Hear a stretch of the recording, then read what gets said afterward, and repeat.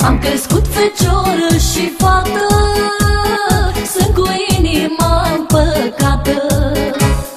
Le-am făcut voile toate, nu le-am zis că nu se poate.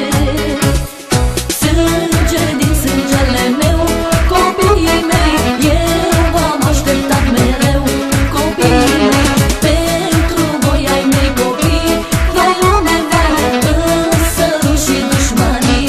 Copiii mei, am un băiețel frumos, seamănă pe neamul nostru. Am și o fată frumoșică, e prințesă de elită. Ține-i, Doamne, sănătoși și fă-le ani frumoși, de le-ai scris să tragă rău.